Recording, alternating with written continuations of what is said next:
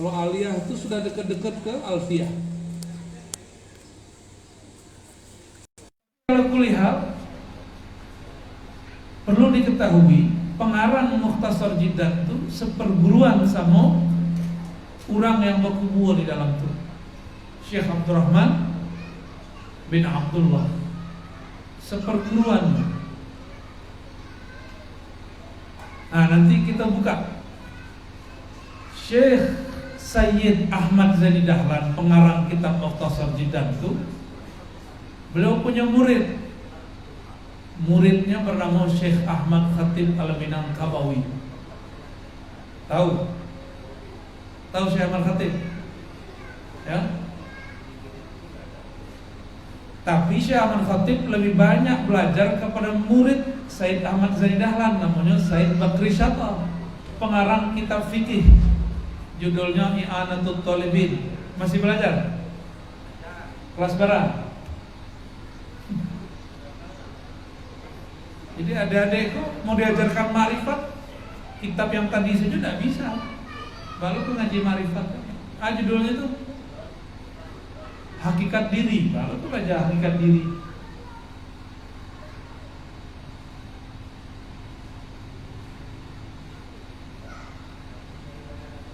Jadi Sayyid Ahmad Zaini Dahlan seperguruan yo Syekh Abdurrahman Batu Wampah.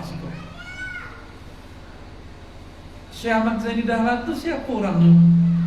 Salah satu mufti di Mekah, guru dari Syekh Ahmad Khatib Minangkabau. Syekh Ahmad Khatib Minangkabau Al-Minangkabawi, orang agam. Beliau punya murid, muridnya itulah kemudian pendiri Tarbiyah Islamiyah Canduang. Saya tahu Canduang. Jadi kalian itu bersaudara dengan mereka. Jadi kalau awak bersobat orang Tarbiyah Islamiyah itu saudara.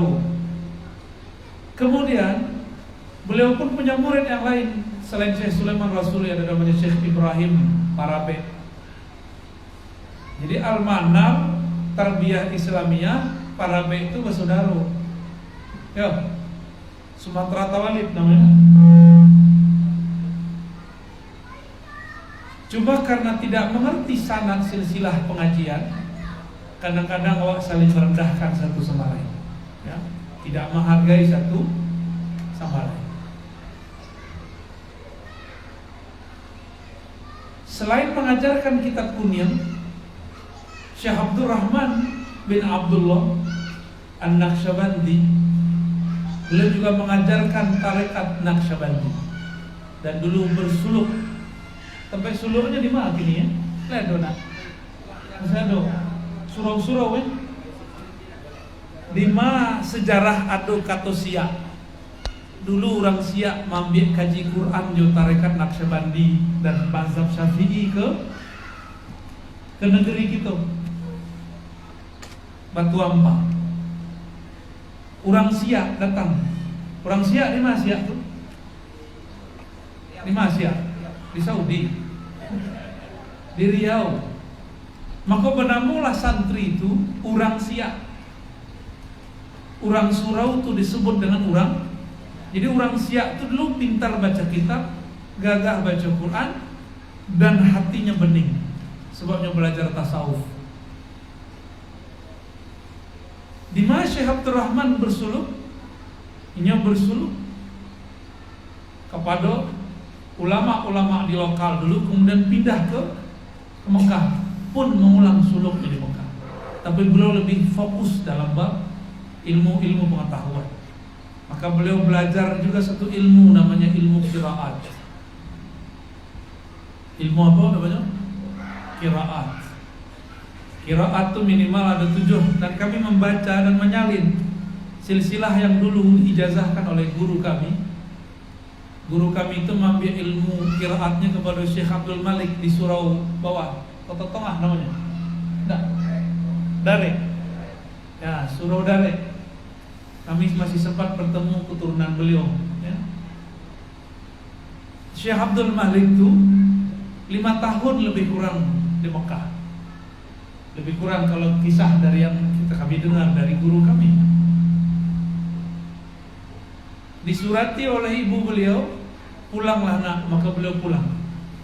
Sampai di siko disuruh menuku ya, bahasa menuku kaji, menambah kaji, menyempurnakan qiraat kepada anak dari Syekh Abdurrahman. Siapa nama anak beliau? Syekh Muhammad Arsyad.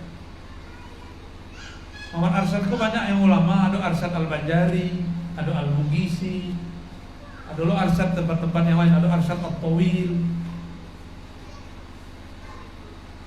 Akhirnya selesailah beliau ijazahannya, dapat 2 ijazah, ijazah dari Mekah dan ijazah dari Syekh Muhammad Arsyad yang juga pernah di Mekah. Suatu kali berkisah almarhum tu ayah Abuya Sya'rani. Kami beberapa tahun yang lalu sempat berkunjung ke beliau di rumah itu. Apa kata beliau? Sama lo kisahnya dengan yang dikisahkan oleh guru kami di Kota Nampeng. Apa kata beliau berdua? Dulu Syekh Abdul Malik itu diperintahkan oleh Buya Syekh Muhammad Arsyad, itu ayah di zaman itu, untuk memimpin sholat subuh atau sholat tarawih, wallahu a'lam. Lalu beliau membaca Quran dengan qiraat yang aneh. Bacanya Buya mazmum wadduha. Anda tidak bisa baca Quran itu. Wal-laili idza sajada. Payah itu bukan AE tapi imalah. Kalau nak biasa bacanya kita baca E. Padahal A yang ada dicondongkan kepada ya. Sudah sembahyang, para khalifah beliau berang-berang. Rancak lo anak SD, rancak lo anak sekolah rakyat baca Quran daripada kurang 5 tahun di Mekah. Itu kecek Tuan Khalifah. Dikadukanlah masalah itu kepada Syekh Muhammad Arsyad. Apa kata Syekh Muhammad Arsyad? Kalian tahu enggak yang dibacanya itu qiraat apa? Bingunglah para khalifah, para buya-buya itu. Kemudian dijelaskan oleh beliau ada macam-macam qiraat dalam membaca Al-Quran. Semenjak saat itu Syekh Abdul Malik tidak pernah disalah-salahkan. Bahkan nyebut surau-suraunya pun rapi. Kalau ada orang membaca Quran, di situ sudah baca Quran. Bacaannya bersih, mirip seperti ulama-ulama dulu di Hijaz. Irama-iramanya pun dari situ. Makanya buya-buya kita dulu kalau membaca Quran, iramanya tidak dibuik-buik tapi lama. Enak didengar. Seakan-akan awak dibawa ke alam padang pasir. So gulunya dulu orang dari Hijaz. Ada kan nama irama Hijaz dia. Nah, irama Hijaz itu kan luar biasa. Bapak Ibu, adinda para santri yang dimuliakan Allah. Kalau boleh kami berkalam, Al-Manar itu salah satu pesantren tertua, bahkan lebih tua dari pesantren manapun di Sumatera Barat. Ya, mungkin di luar ada tapi sudah runtuh. Yang masih bertahan lebih dari 1 abad ikulah. Kita sebut buku-buku ya gobah. Gobah kan bahasa Arab, kubbah. Dalam lahjah orang Hijaz dan Yaman, ko itu agak bunyi G. Kubbah, gobah. Ya, ada kubahnya kan? Di zaman itu, kalau kita lihat Bapak Ibu, kalau coba bangunan kok, yang paling ujung sih kok, bentuk bangunan orang mana? Orang Cina lah. Ya, coba jendelanya, jendela ala orang Belanda. Bangunannya lihat itu ala Persia. Ini luar biasa, pencampuran budaya yang dibawa oleh beliau, Syekh Abdurrahman, Syekh Muhammad Arsyad, kemudian mendirikan Al-Manar. Dan Imam Sya'rani berkalam. Kan ada tuh ayah Sya'rani. Kalau kau Imam Sya'rani, apa kata Imam Sya'rani? Bertahannya suatu zawiyah, suatu ma'had, suatu surau, suatu tempat keilmuan tergantung kekuatan rohani yang dipunyai oleh seorang guru. Lai bertahan jo Al-Manar kini nak berartilah sahabat kekuatan rohaninya kuat. Dan itu bisa kita rasakan waktu kami ziarah. Luar biasa. Cuma kini orang tidak tahu cara berinteraksi dengan orang di alam kubur. Dehnya orang kalau mati itu mati hilang. Ya tak? Padahal orang kalau sudah mati, ini tidak terganggu dengan ahwal badannya lain. Maka ruh yang ada pada orang mati itu justru lebih leluasa untuk berbuat. Kalau orang masih bertubuh kasar, ya tidak usah jauh-jauh atau ayah kita nan baru kini, beliau masih bolak-balik Jawa, Jakarta, Siko. Apa sebab? Ada urusan badan yang belum diselesaikan. Tapi kalau ruh sudah murni. Jadi salah paham orang kalau salawat Fatihah nak sampai, bukan, justru cepat nyampainya. Kalau orangnya masih hidup malah payah sampainya. Ya. Lewat teleponan masuk telepon. Apalagi kirim Fatihah ya. Supaya tidak hilang judulku. Coba Dinda, coba apa judulnya? Mengenal hakikat diri ya. Coba balik apa? Mengenal hakikat diri, meluruskan ajaran Ahlussunnah wal Jamaah. Kita dan bagian belakang aja lah.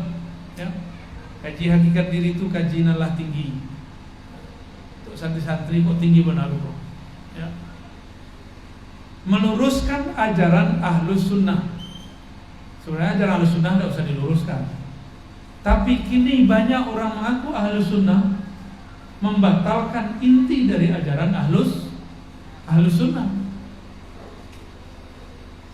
Kami tidak tahu kitab akidah di sekolah berubah talun, sebab banyak pesantren modern di luar. Kelas 4, kelas 5 lah berganti kitab Soleh Fauzan. Lain tak berganti, Buya. Ya. Di beberapa pesantren kajian sifat 20 Ahlussunnah itu lah berganti dengan kajian tauhid dan 3, uluhiyah, rububiyah, asma dan sifat. Dengan tauhid itulah mereka menyesatkan ulama-ulama sufi. Dengan tauhid itulah mereka menganggap kalau ziarah model kita itu bertawassul itu syirik. Maka maksud dari meluruskan itu, kita harus paham yang dimaksud Ahlussunnah itu siapa. Ya, kau baru ngajar sunnah lalu ya, habis tahajud malam jago.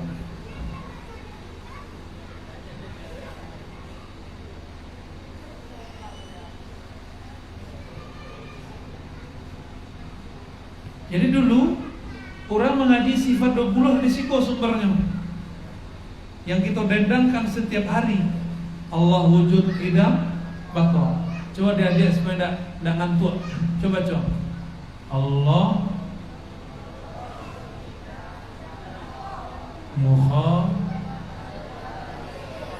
Terus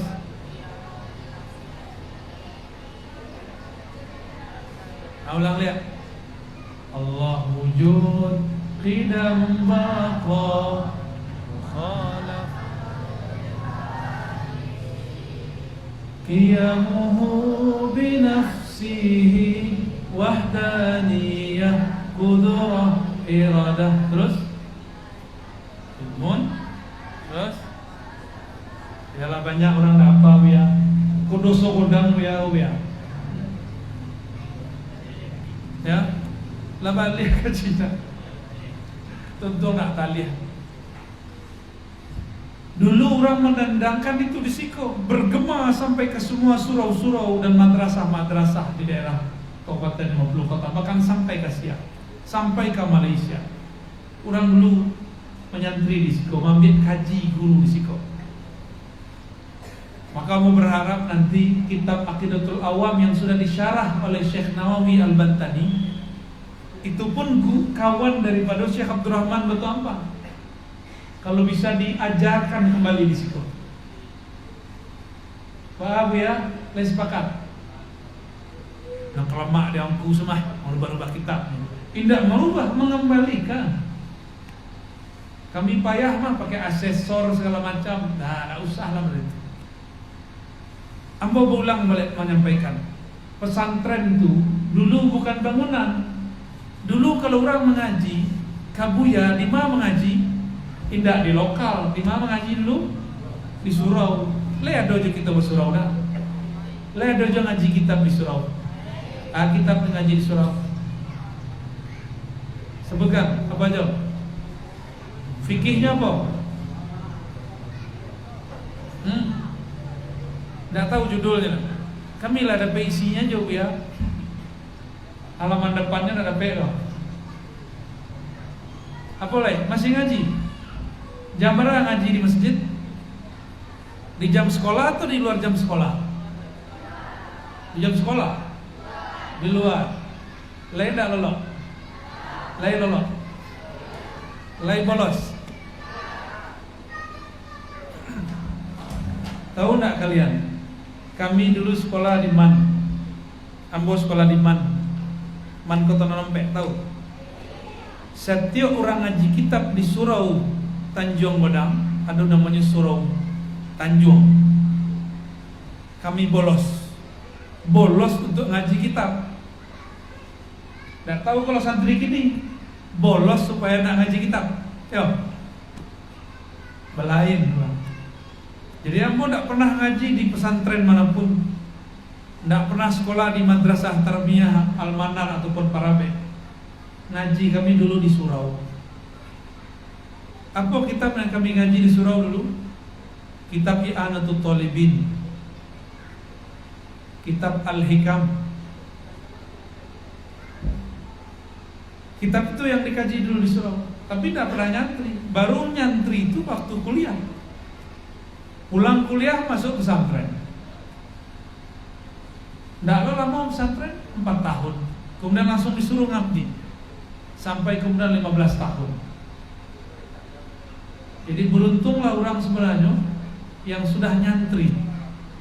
Nah, adik-adik kok beruntung. Kami untuk mencari kitab harus bolos dulu dari sekolah. Kini kitab-kitab itulah ada di adinda kok. Ya. Pede nak baca kitab? Pede baca kitab nak? Percaya diri. Yang dibaca oleh orang di Mesir sama dibaca sekolah. Kan bahasa Arabnya sama. Karena percaya tanya ke Buya Habib tuh. Sama bahasa Arab kitab di Siko jadi Mesir Buya. Tanyalah kayaknya sama. Tak jauh beda. Cuma mungkin cara baca rohnya lain. Bismillahirrahmanirrahim. Assalamualaikum warahmatullahi wabarakatuh. Kalau orang di Mesir lain loh. Tanyalah ke Buya Habibnya lebih paham loh. Jadi kini Ahlus Sunnah itulah digantinya ada orang. Indah belajar sifat 20 lain. Ayat dipelajari kini. Kau ciri-ciri Ahlus Sunnahnya lah menyimpang. Dibaginya tauhid jadi 3. Uluhiyah, rububiyah, asma dan sifat. Kalau itulah masuk ke pesantren, berarti akidahnya lah berubah. Itu saja. Oh, itu kan bagus Ustaz. Bagus dari mana? Kita buka akidah, tauhid uluhiyah, tauhid rububiyah. Apa kata si pengarang kitab? Namanya Saleh Fauzan. Tauhid rububiyah itu tauhid para sufi atau tauhid orang-orang yang berakidah Asy'ari. Bahkan itu tauhid para filosof dan orang-orang musyrik. Nah, disambungnya orang-orang bertarekat sufi, orang-orang berakidah sifat 20 disetarakannya sama orang musyrik. Kitab itu diajarkan gini dan sudah mulai masuk ke negeri kita. Ya. Di majelis-majelis pengajian sudah mulai itu diajarkan. Kece kawan, itulah akidah salafus soleh. Padahal dalam Al-Quran dan Sunnah tidak ada pembagian tauhid menjadi 3. Orang itu membatalkan sifat 20. Apa kacanya? Di zaman Nabi ada sifat 20. Baca rojaweknya. Di Quran dan Sunnah ada zaman Nabi tidak ada pembagian tauhid menjadi 3. Itu dari mana aku bagi 3? Oh, dari Quran. Coba sebutkan satu ayat yang mengatakan tauhid terbagi 3. Ada enggak? Sama. Di Quran tidak ada pun kalam menyebutkan sifat Allah 20. Tidak ada. Berarti kalam itu dari mana munculnya? Kesimpulan dari para ulama. Kalau ulama aku boleh menyimpulkan, kenapa ulama kami tidak boleh menyimpulkan? Ya. Maka Bapak Ibu, kini ada namanya cara cuci otak, brainwash, supaya orang meninggalkan kaji-kaji lama kok. Orang ngaji lama kan mengikuti ulama, mengikuti imam. Baca caranya tidak usah ikut imam, langsung saja pada Alkitab dan Sunnah. Jadi anak-anak ini sekolahnya sekolah SMA. Buya, kalau Buya Mazmur misalnya nyantri iyo kuliah lamu, kemudian khidmah untuk Quran. Coba bukalah Quran, di situ ada tasheh, ada nama beliau di situ.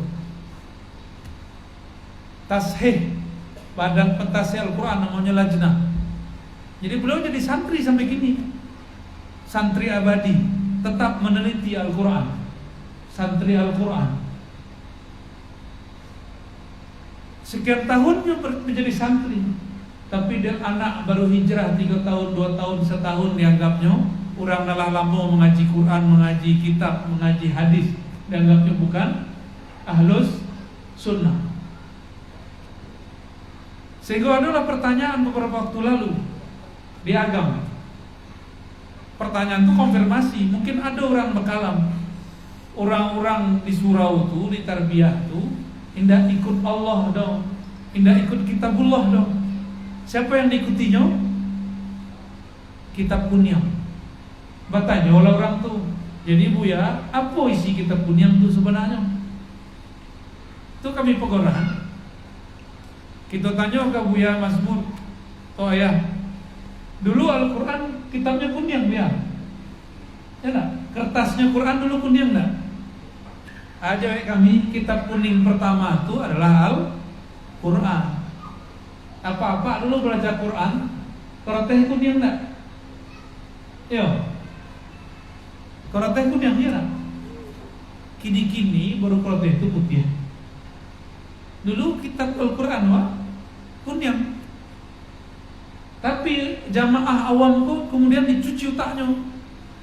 Tidak boleh ikut imam, tidak usah ikut ustaz-ustaz tuh baca kitab Kunyang. Kita langsung saja kepada kitabullah, warnanya putih. Itu namanya konyol. Tahu konyol enggak? Tidak tahu sejarah kertas, bahwa kertas itu dulu warnanya kuning. Kalau kurang kita dari Mesir ada namanya kertas papirus. Ya enggak? Kertas papirus itu warnanya kuning. Dulu kitab-kitab semuanya ditulis dengan tulisan, semua bahasa apapun, dan kertasnya kuning. Jadi apa isi kitab Kunyang? Nah, itulah yang kita pelajari di Siko, menjelaskan Al-Quran dan Sunnah. Jadi Bapak Ibu kalau ditanya orang apa isi kitab Kunyang, menjelaskan isi Al-Quran dan Sunnah. Itu makanya Dinda kita belajar. Latihan bab meluruskan, baru kita masuk. Dia kalau lo ya. Mengenal hakikat diri. Salah satu kitab favorit ulama kita dari dulu adalah kitab Ihya Ulumuddin. Ada orang ngaji kitab Ihya Ulumuddin di Kabupaten Bogor. Ada Buya Pria Majar. Alhamdulillah. Buya Habib? Enggak. Di kitab Ihya dan kitab-kitab beliau yang lain, Kimia Sa'adah, Imam Ghazali bertanya ke muridnya, wahai murid, siapakah yang disebut diri? Apakah nan duduk di muka nan banamo fulan bin fulan, tak tulis namanya di buku, tak tulis di KTP? Apakah itu yang disebut diri? Itu pertanyaan beliau kepada murid-muridnya. Ar-Razi Hashim, itukah yang disebut diri? Yang tubuh kasar. Kalau tubuh kasar itu tubuh fisik, kalau makan air dimakannya yo nasi. Kalau minum air minumnya yo air. Ya nak? Adinda kok masih minum air? Ya, masih makan nasi. Betulah banyak nisiannya. Man akala nasi kasura nisyanuhu. Nah, itu artinya siapa yang makan nasi maka banyak ala luponya. Tidak bisa dihafalkan ya. Man akala an-nasi kasura nisyanuhu. Salaman lupa ya. Kalau yang disebut diriko tubuh kasar, diriko lahir tahun sekian, akan wafat tahun sekian. Makanannya fisik. Itukah yang disebut diri? Kata Imam Ghazali, coba engkau tanya kembali. Kalau engkau sedih, apakah tubuh fisik itu yang sedih? Jika engkau gembira, apakah tubuh itu yang girang? Bapak Ibu, kalau jatuh cinta itu di badan atau di luar badan atau di dalam badan? Di dalam, Yona. Kok di dalam itu bisa dicelik-celik? Bisa enggak? Di mana letak cinta? Kalau ada orang menikah, ada orang susah hidup, ada orang menikah, sama-sama menangis, ya enggak?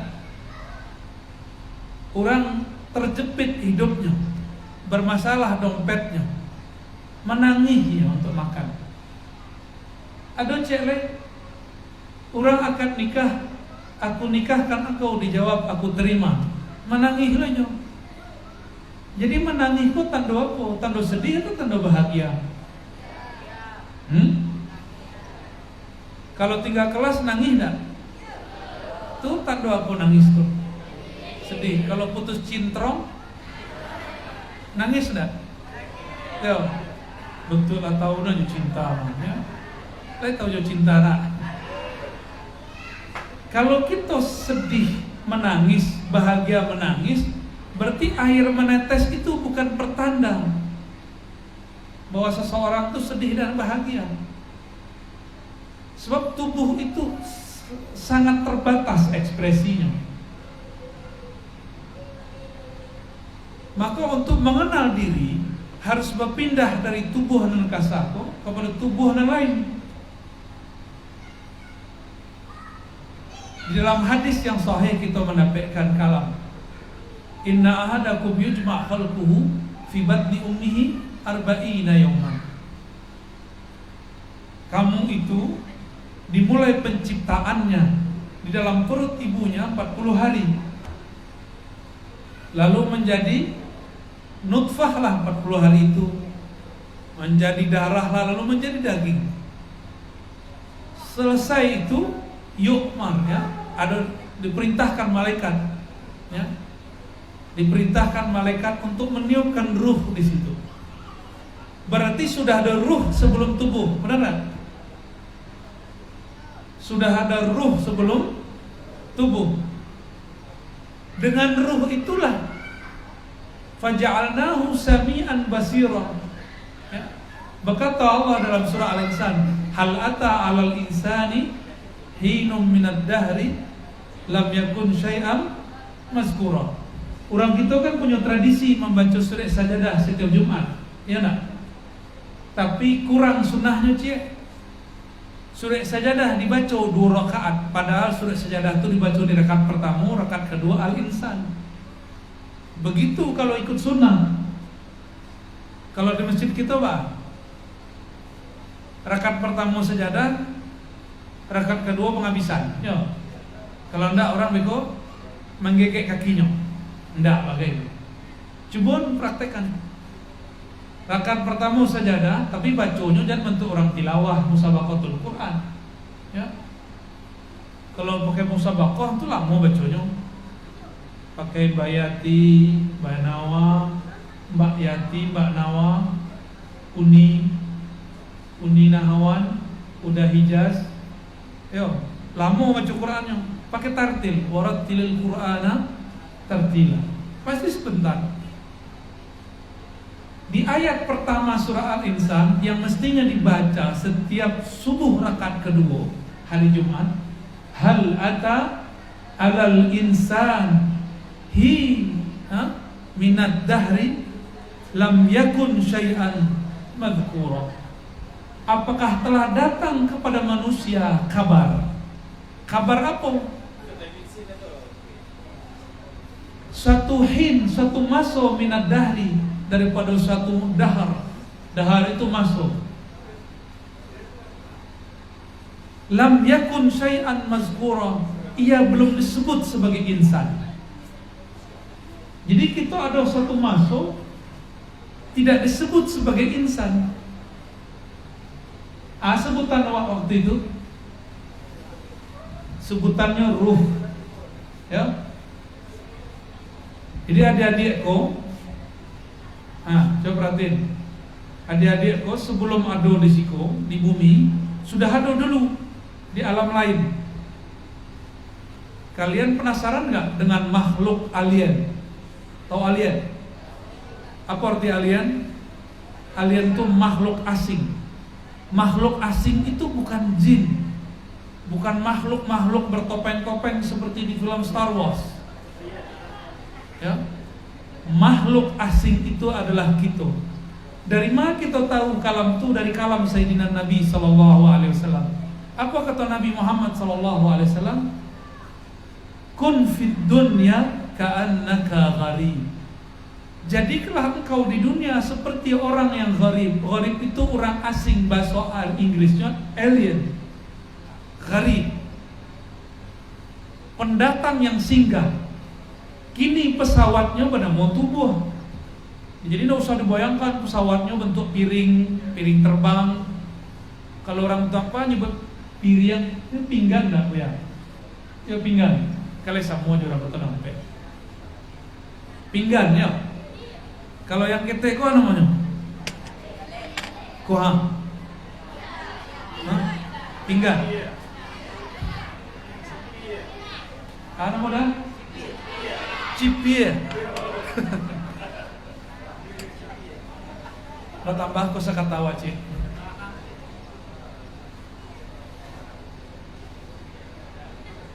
Jadi pesawat kita kini bertemu tubuhku. Anggaplah itu kendaraan. Jadi tubuh awakku kendaraan. Kendaraan itu yang dirawat. Tapi hidup itu bukan untuk kendaraan itu. Bapak Ibu pernah punya kereta? Tidak kereta bahasa Malaysia, kereta bahasa Sarawak. Arti kereta Sarawak?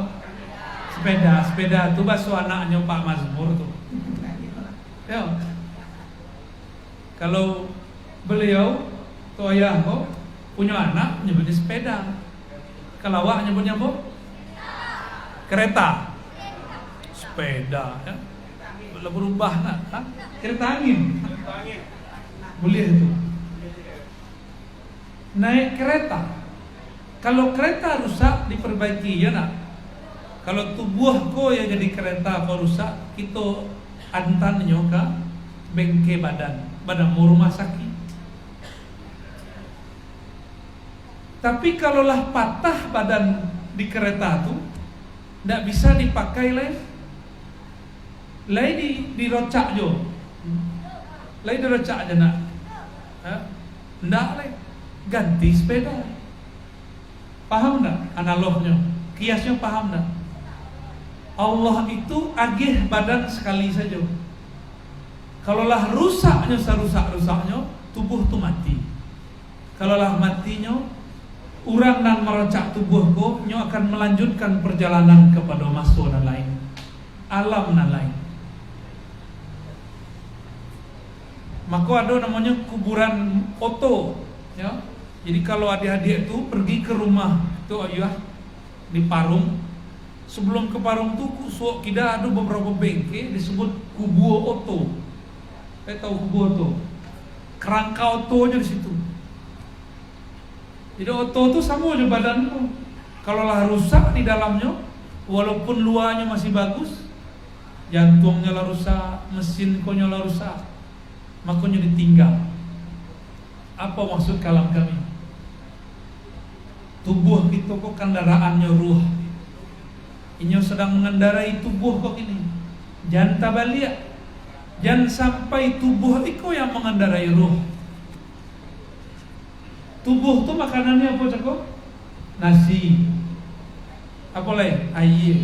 Le ada tubuh makan piti, tapi jo piti tubuh bisa makan, ya enggak?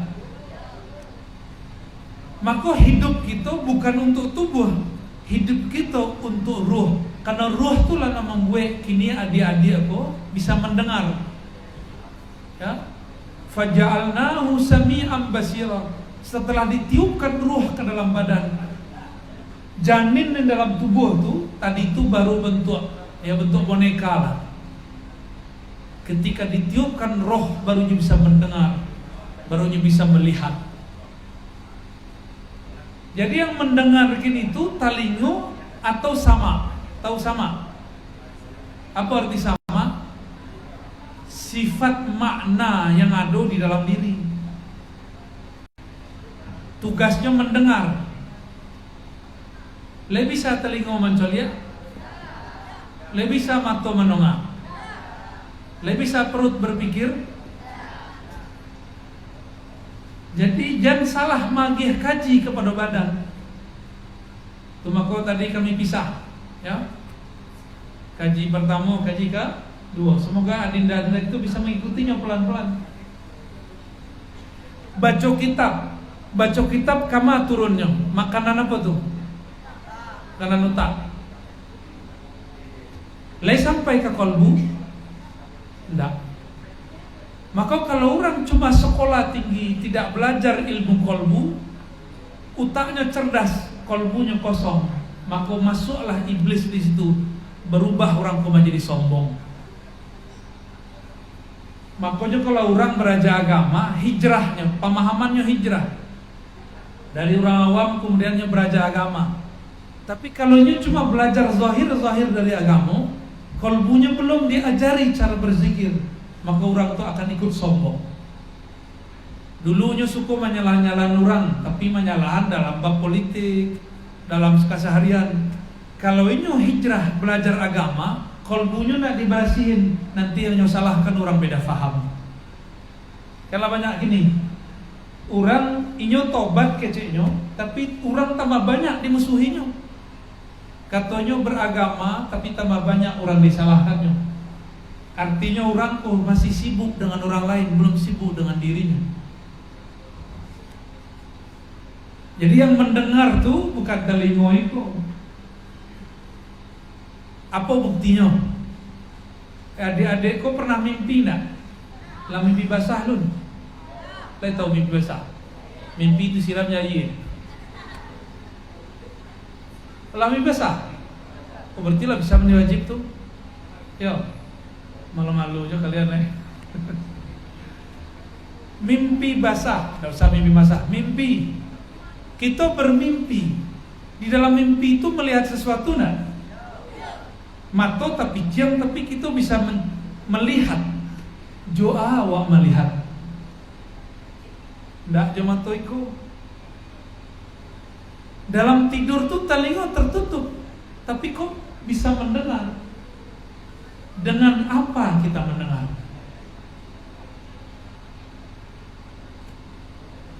Pernah dikejar-kejar anjing dalam mimpi? Kalau anjing bahasa orang tanpa kacik. Buruk na bahasa orang. Goci.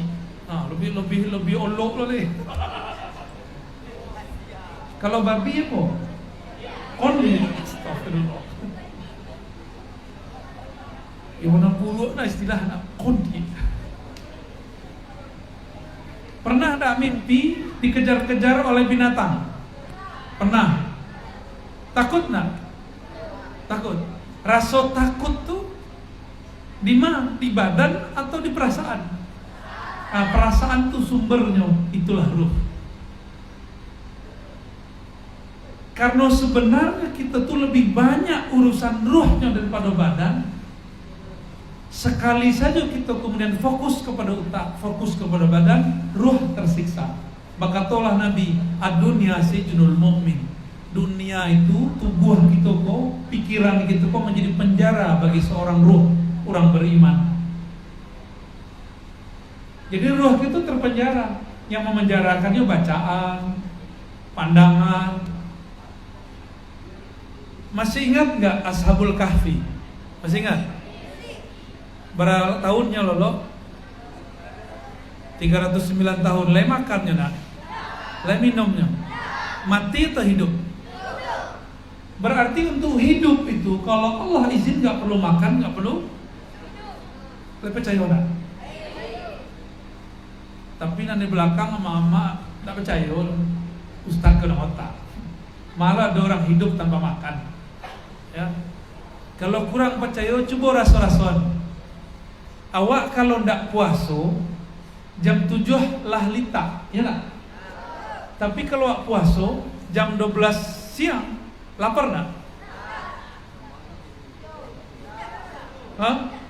Adik-adik kalau berdebatnya, ikhtalafa ulama batuampar. Berselisih pendapat ulama almanar. Kalau jam 12 orang puaso lita atau ndak? Ada yang mengecek iyo, ada yang mengecek tidak. Ya, sedang demo tuh Pak Ustaz. Kami jam 12 aja di pas-pas aja puasa.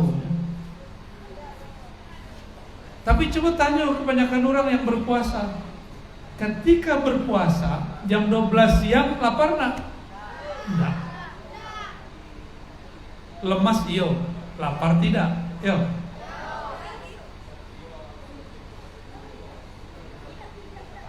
Tapi kalau orang tidak puasa jam 12 siang, ya bahkan jam 11 lah lita, ya nak? Mana yang lebih kuat? Mana yang lebih kuat, orang yang berpuasa atau orang yang makan? Itulah kunci keberhasilan Ahlul Badar. Ahlul Badar itu belum makan, tapi berperang dengan kaum Quraisy. Ya nak? Berapa jumlah Ahlul Badar? 313. Jumlah orang-orang kafir lebih dari 1000.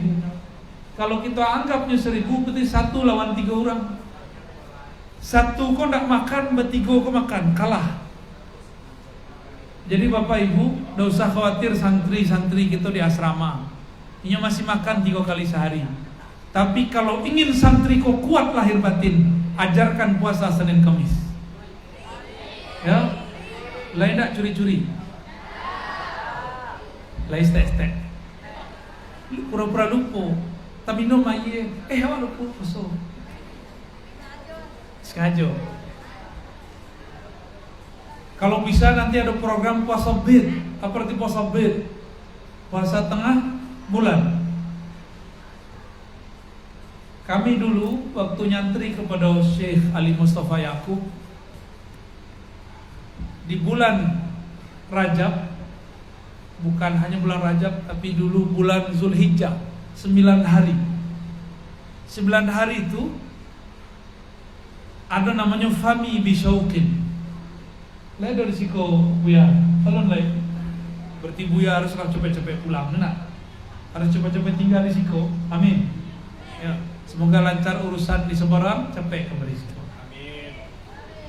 Fami Bisyauqin itu membaca Al-Fatihah sehari, Fatihah sampai ke Al-Maidah, Mim Al-Maidah. Fami Bisyauqin terus sampai ke belakang, sampai ke surah Al-Falaq, An-Nas, ada kemudian. Selama 7 hari kami khatam Al-Quran. Jadi sehari khatam berapa surah itu, ya, berapa juz itu, hitung saja. Dan itu dilakukan dalam keadaan berpuasa. Kami coba pula Fami Bisyauqin menghatamkan Quran 7 hari tidak berpuasa. Kiranya habis makan untuk makan, waktu untuk makannya, habis waktu untuk makan, setelah makan mengawak itu sanda-sanda sontak. Kalau ahlul hisab lah tertutup matahari dia asok. Jadi kalau orang Minangkabau jarang bisa melihat bulan, sebab ahlul hisab. Setiap akhir bulan, awal bulan, asok menutupi awan. Salah ya. Asok menutupi bulan. Jadi bulan nampak genap jadi 30 hari. Seharusnya puasa 9 hari jadi 30 hari.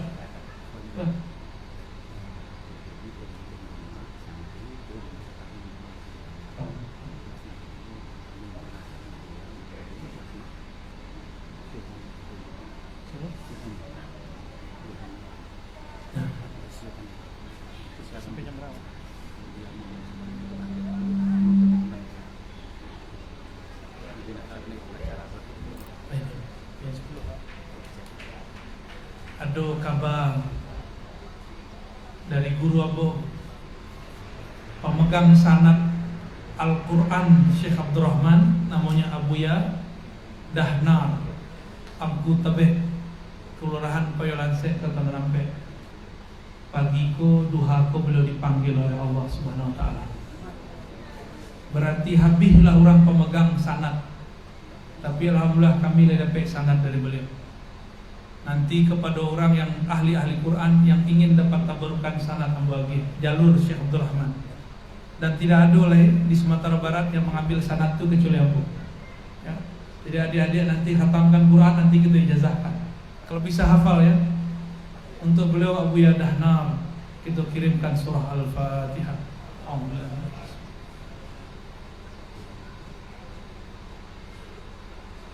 Syiratul ladzina an'amta alaihim.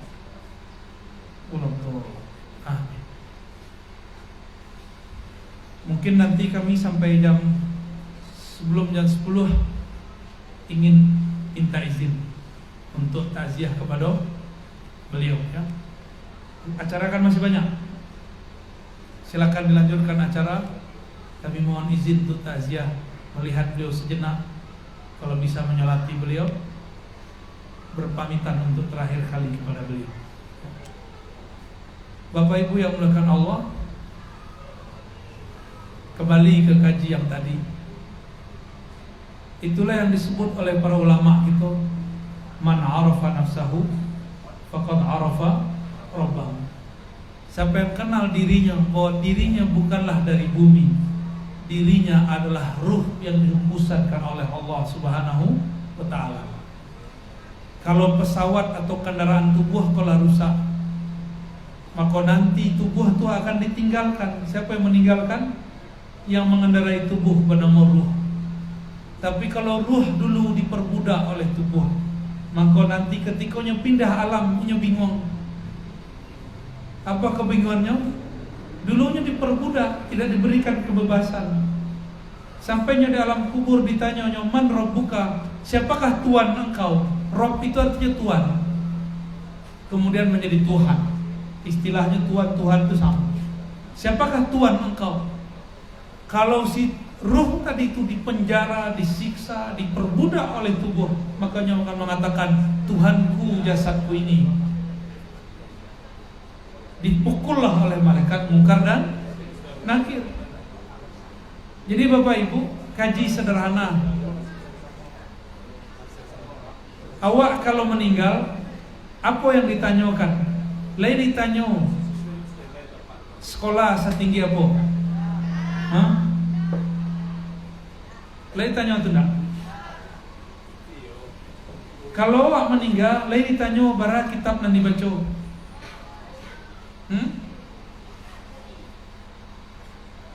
Ada enggak dalam kubur ditanya itu? Para mursyid, para muridin, salikin. Orang kalau meninggal ditanya enggak tarekatnya? Enggak. Orang yang hafal Quran, kalau meninggal ditanya enggak hafalannya? Enggak. Apa yang ditanya? Man rabbuka, siapakah Tuhan engkau? Engkau dulu mengabdikan dirimu untuk siapa? Itu pertanyaannya. Kalau awak mengabdikan diri untuk jasad itu, untuk mencari makan saja, makan sasuok sehari, berangkat pagi pulang sore, habislah waktu 8 jam mencari piti. 8 jam mencari piti, diajak mengenal Allah, keceknya kami sibuk ya. Ada kejadian kami mengaji hikam je Buya Nu'man Bashir. Tahu Buya Nu'man Bashir? Orang keturunan Gadang. Pindah majelis kami dari satu surau ke surau lain. Yang ikut pindah cuma beberapa orang yang tua-tua, yang telah seumur aja beliau Buya Nu'man Bashir. Padahal berbeda 5 tahun. Beliau berumur waktu itu 482. Jamaahnya 70-an. 70 itu tua atau muda? 70. Kecuali angku muda. Kalau angku muda tuanya namanya angku muda. Ada angku muda sekarang. Angku muda khalis. Nanti umurnya 70, 80 orang manggilnya angku muda ya.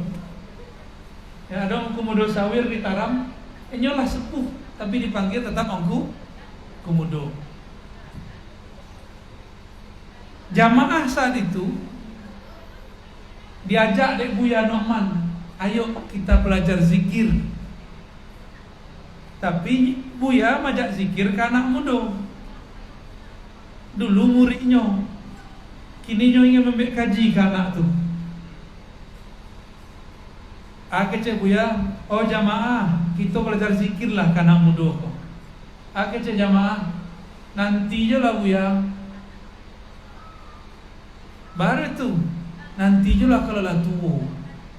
Dan mengecek umur orang, umur 70 tahun. Kiranya orang umur 70 tahun tak merasa tua.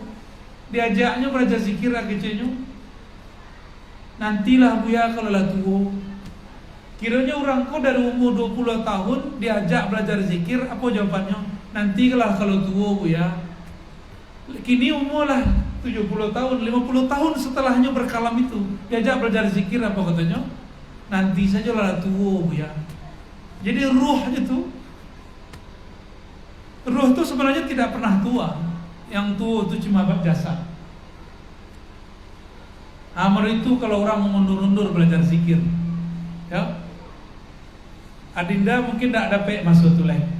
Dulu orang selesai ngaji kelas 6 atau kelas 7 bersuluk 10 sampai 40 hari. Dulu mereka itu Buya semua. Masih enggak?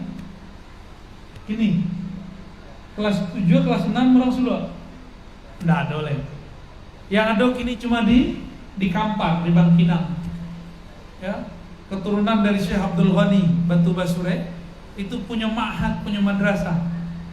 Kelas 6 atau kelas 5 atau kelas 7 orang kemudian bersuluk 10 hari. Jadi santri itu tidak hanya belajar kitab kunyah, ini pun belajar qalbu. Jadi nado kata-kata model tadi, awalnya 70 tahun diajak zikir, akhirnya nantilah kalau tua Buya. Bah kira-kira Pak, lain merasa tua dan dari umur 50 lah. Tua badan, tapi ruh kan tak boleh tua. Ruh itu harus mendapatkan jalan pulang. Bapak Ibu bagian akhir yang mau sampaikan. Kalau orang ingin pulang kampung,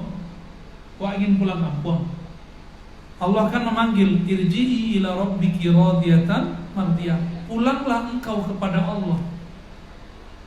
Kalau ingin pulang kampung, lai bisa wak pulang kampung kalau nak tahu jalan kama pulang kampung. Ya, nak tahu. Ya. Jalan kampung dari Jakarta ke Batu Ampar, jalan kaki bila tiba lama nak. Jadi orang-orang nan sombong mengecewakan, nak usahlah berguru, awak seorang je lah. Awak cari je Allah seorang. Tu sama je orang pulang kampung jalan kaki. Lah sekian tahun bolak-balik kitab dak aja bersobok rasa bertuhan. Lah sekian tahun mengaji pindah ke majlis, dak aja ada rasa bertuhan kepada Allah Subhanahu wa taala. Kalau awak ingin pulang kampung supaya nanti pas pulang kampung ada tempat menginap, baca rohnya. Tu dibangun rumah atau dirawat rumah nanamu. Atau minimal ada kenalan di kampung, ya tak? Kalau tidak ada kenalan di kampung, awak mengaku Aden anak sianu, cucu sianu. Apa kecil orang di kampung? Dari malam ku anak sianu. Tak ada baka-baka, tak ada surat menyurat, tak ada telefon menelpon, tak ada kirim-kirim. Lain percaya orang di kampung awak anak keturunannya? Tak percaya. Mirip-mirip meritulah. Ingin pulang ke kampung rububiyahnya Allah Subhanahu wa taala, tapi tidak pernah berkenalan dengan orang yang ada di situ.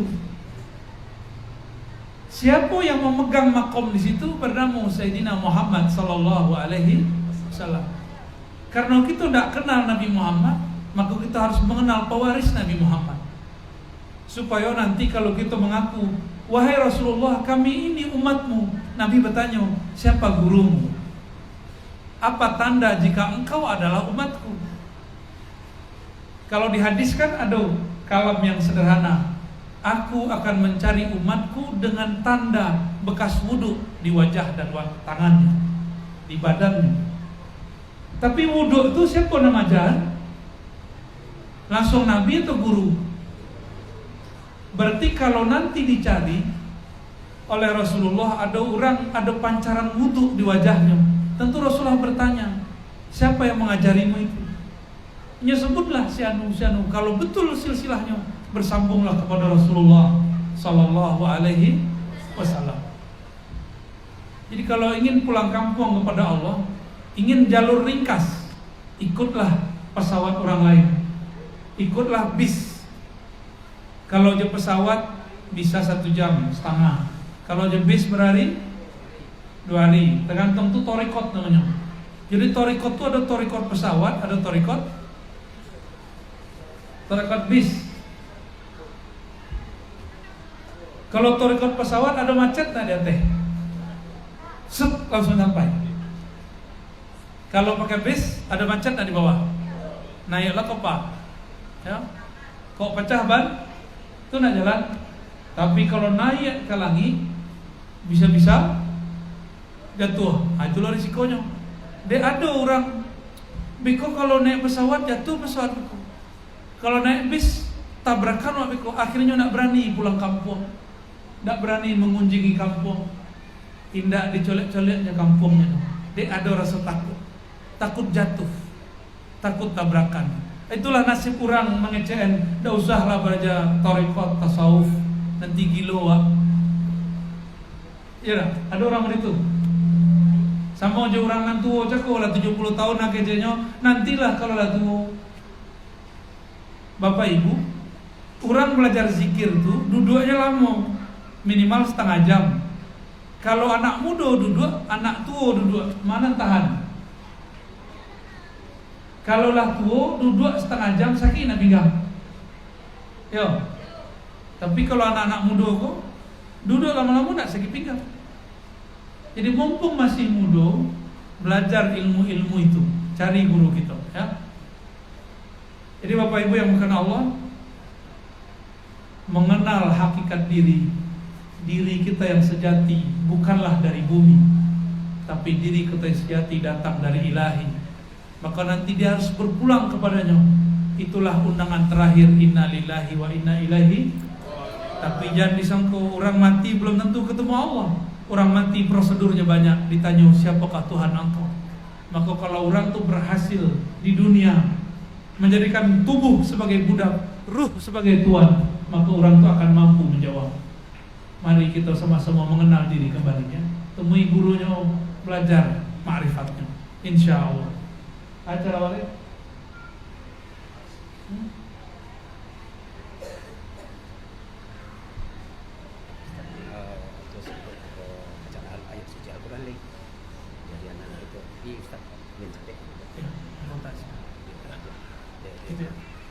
Ustaz Dahir dulu enggak? Ustaz Dahir dulu enggak? Betul. Jadi jalan restoran nanti kelihatan pada insyaallah. Terima kasih pengertiannya. Nah. Baik, Adinda, Bapak Ibu, mohon maaf kami harus segera meninggalkan tempat. Ingin bertakziah kepada guru, mengantarkan beliau untuk terakhir kalinya. Sekali lagi kami minta maaf dan minta doanya untuk guru kami Abuya Syekh Dahna, ya. Dengan ini kami tutup pengajian kita dengan bacaan salawat Allahumma sholli ala Sayyidina Muhammad. Silakan dilanjutkan acara. Assalamualaikum warahmatullahi wabarakatuh.